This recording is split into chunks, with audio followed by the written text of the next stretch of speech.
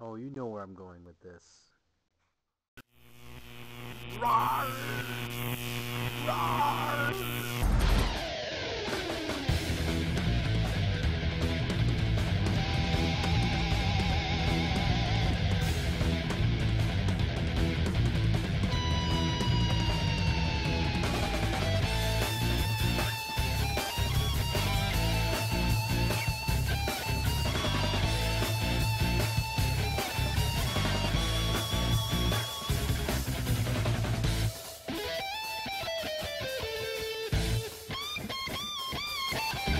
Super Nintendo Entertainment System.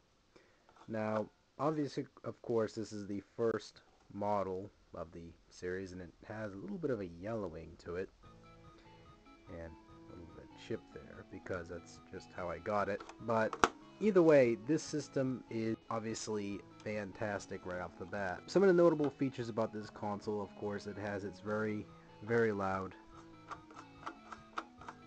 reset button, has the reject button, which for its time it was actually kind of cool. Made it much more easier to pop out a cartridge and obviously going. You just go and take out your cartridge. Keeps it in there securely. Push it down, gets out easier. Put it back in there. This console, of course, had a lot of fantastic games for it. It's like some of them that just blew your quote-unquote nutsack off. Like, obviously Donkey Kong Country, which I can't show you. It's like Super Metroid and Super Mario World, Super Castlevania 4, ActRaiser, The Legend of Zelda, The Link to the Past, which is arguably the best Zelda game out there to this date. Next to the handheld ones, which is of course, I consider those only cartridges, of course, was displayed in one of these. Cardboard box standard issue. Versus the Sega Genesis, which of course had the plastic.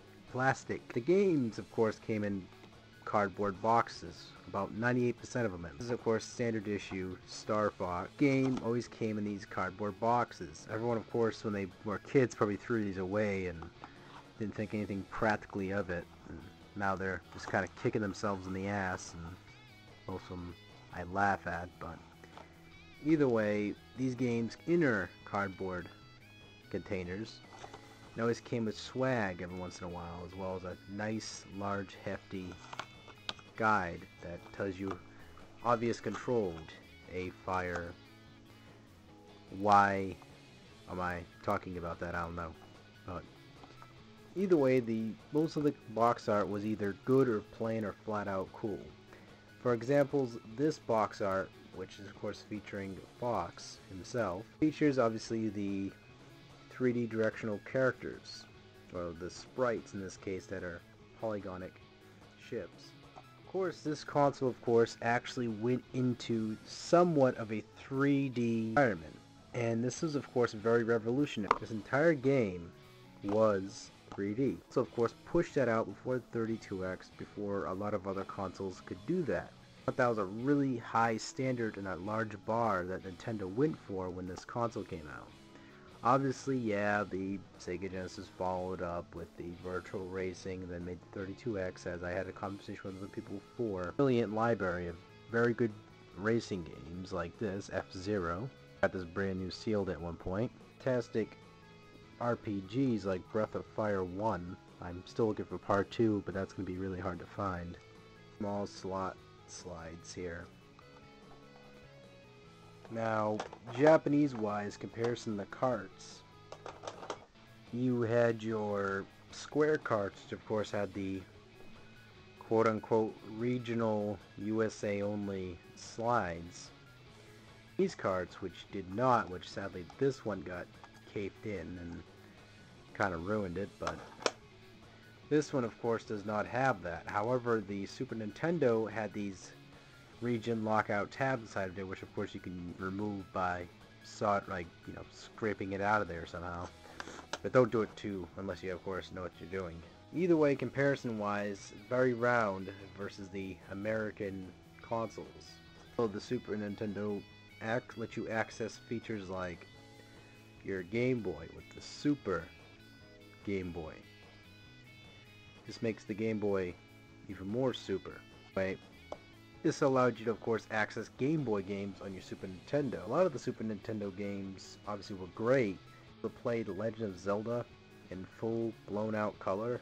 That was fantastic. That with the 3 and Zelda go a long way. Party as well were actually somewhat good too. From a good fellow, Bad Daddy 11, me a while back, and this is like the best controller, hands down, third party. Just showing how much backward they had for this controller. It was fantastic. Of course, here's the similar Super Famicom colors that they use for their controller. Standard issue controllers, of course, were had the left bumper and the right bumper. It's a very fantastic control pattern. But you, of course, how Review Tech would put it, access and knowledge which controls or buttons you're pressing. So this would be X, this would be Y, B, and A. Extremely right on the fingertips, no doubt. Plugin, of course, which I probably never really seen this ever again for any other unit out there in the world, made it sort of exclusive to its own breed. Unless, of course, you got a USB adapter for your PC, then you're playing with power. Now, I will be, of course, showing some gameplay footage of a couple games that were primed for the system. Now, a couple this time. I make sure I clarify that. Only 2 games. I'm not gonna go like full extravaganza with a bunch of freaking... Yeah, you get the point. Well, take it easy, folks, and thank you guys so much for watching.